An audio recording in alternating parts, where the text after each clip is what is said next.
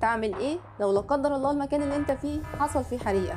اكتر الاصابات لما بيكون في حريقه في مكان ما بيكون بسبب استنشاق الدخان اكتر من الاصابه بالحروق. فاول خطوه دلوقتي وهي اهم خطوه انك لازم تهدى. وطبعا الموضوع مش سهل كالعاده، لكن الهدوء هيخليك تتصرف بشكل اسرع وانك ما تاخدش قرارات غلط، واللي منها انك ممكن تستخبى مثلا في اي مكان كده وخلاص، وده ممكن يكون خطر كبير جدا عليك. فكل اللي عليك انك تهدى وتعمل باقي الخطوات. واول خطوه هي انك اول ما تشم ريحه دخان او تشوف نار فورا انزل على الارض، لان الغازات السامه اللي بيطلقها الدخان اول حاجه بتطلع لفوق على طول، فانت هتنزل على الارض تجنبا لاستنشاقها.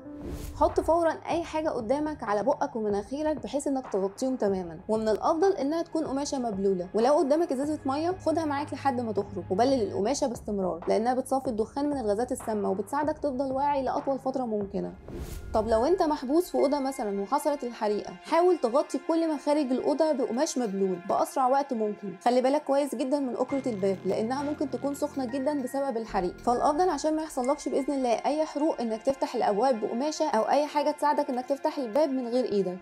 دلوقتي اتصل فورا بالمطافي واديله اكبر قدر ممكن من المعلومات عن مكانك بالتفصيل وعن الحريقه. كل تفصيله ممكن تساعدهم انهم يوصلوا لك بشكل سريع، وفي خلال الفتره دي حاول تدور بسرعه على اقرب مخرج ليه. لو ما تعرفش فين الحريق بالظبط يبقى الافضل انك تبعد عن باب الشقه، لكن لو لقيته بعيد عن الباب يبقى فورا اخرج من باب الشقه. ولو النار كبيره ارجوك ما تفكرش انك تحاول تطفيها، لازم فورا تخرج من المكان، حياتك اهم. وزي ما قلنا قبل كده في حلقه المسك الكهربائي، ما تنساش تقفل الباب وراك عشان يتم احتواء النار باكبر قدر ممكن. ولو النار في اوضه معينه يبقى الافضل انك تقفل باب الاوضه دي مع باب الشقه. وفي الاخر في رعايه الله وحفظه، وربنا يعافيكم جميعا.